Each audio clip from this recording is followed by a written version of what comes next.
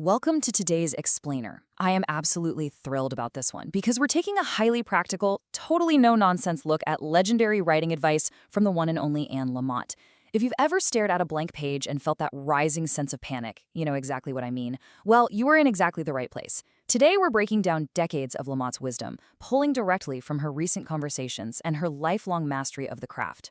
We are going to demystify this whole wild process of writing using some beautifully simple frameworks. To immediately lower the stakes for all of us, there's this brilliant quote from novelist E.L. Doctorow that Lamott absolutely loves. But she adds her own little spin to it. She says, actually, it's more like driving in the fog. You see, people who aren't writers often think inspiration just strikes like a lightning bolt, right? And then you just sit down and flawlessly crank out an entire book. But the reality? It's foggy. You don't need to see the final destination. You literally just need to see the headlights illuminating the next few feet in front of you. If you can just get from point A to point B, that will inform point C. So to get us confidently driving through that fog, here is our roadmap for today's Explainer. We'll be hitting 5 stops. 1. Driving in the fog. 2. Taming the Inner Critic. 3. Filling the ragbag. 4. Drafts, words, and dialogue. And 5. Building a compelling story. We're taking this massive, intimidating thing called writing and breaking it down into bite-sized, completely manageable pieces. Or, as Lamott famously puts it, we're taking it bird by bird. All right, section 1, driving in the fog.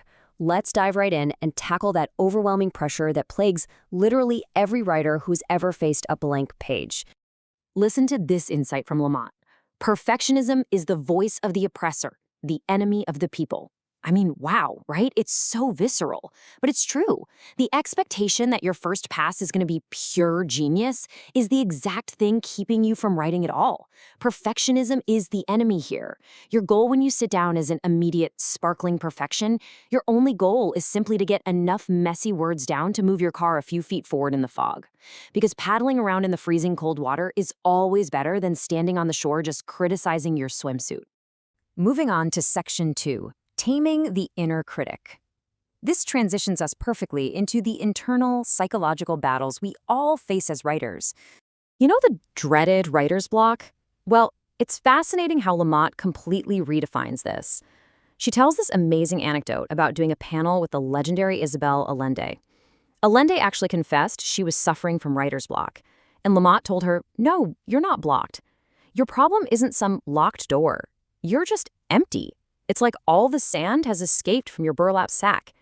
You've got to take the pressure off yourself and just take the time to fill back up." Okay, but what about that nasty little voice in your head telling you your writing is terrible?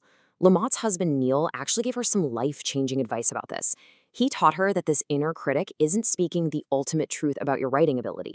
Not at all. It's actually just a terrified superego. It's an old, internalized childhood defense mechanism that is actively trying to keep you safe from making a fool of yourself, kind of like how it kept you from running into traffic when you were 5. So how in the world do we deal with it? You give it a job.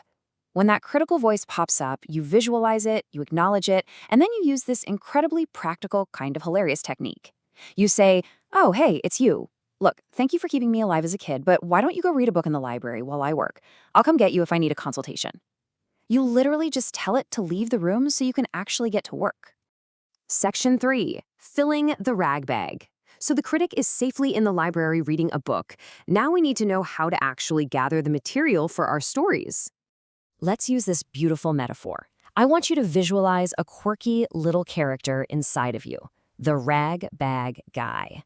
Your main job as a writer is simply to walk around paying close attention to life, collecting little bits of fabric, maybe threads of a memory, a piece of dental floss, or even a snippet of a ridiculous argument you overheard in the grocery store checkout line. You just keep handing these totally random scraps to your inner ragbag guy, and when you're ready, you assemble them into the quilt of your story.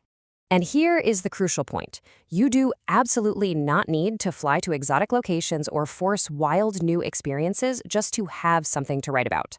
As Lamott's friend, Father Terry Ritchie, puts it, the point is not to try harder, it's to resist less.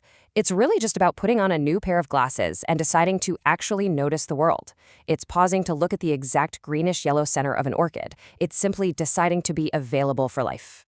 Now, if you're feeling empty, here are a few deeply generative prompts to fill that ragbag back up. Try going for a quick 10-minute walk and literally play I Spy with yourself. Look at the weird ornamentation on a lamppost. Or try writing down the phrase, "there was a tree," and describe a specific tree from your childhood.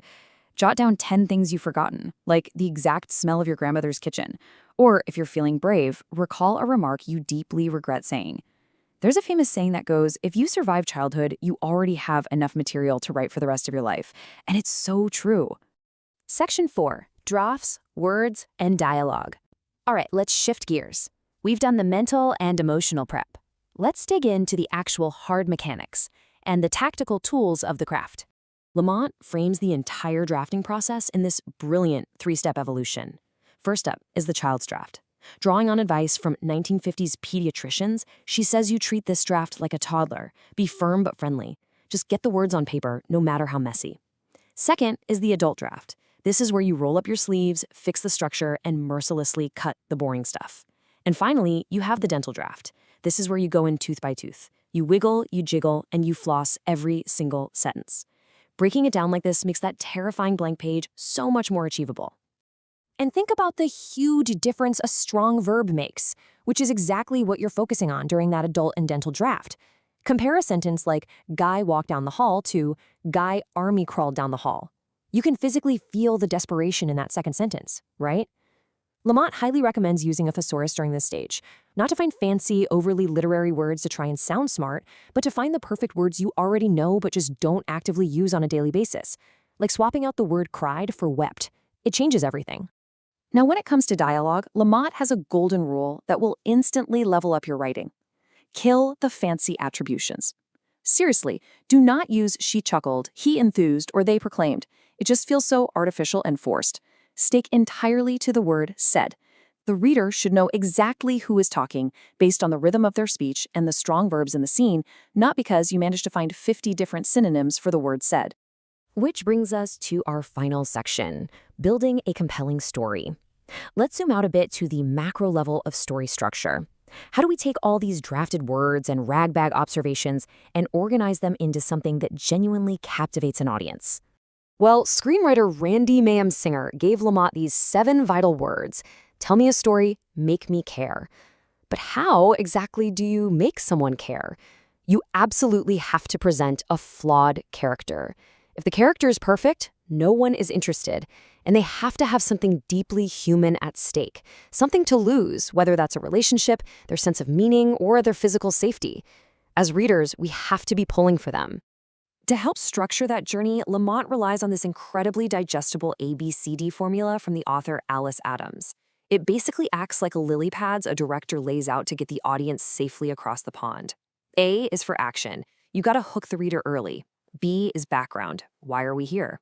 C is development. This is where the footsteps start coming up the stairs. D is the climax, the major clash, maybe the death of a character or even just the death of an illusion. And E is the ending, where you set the characters back on their feet.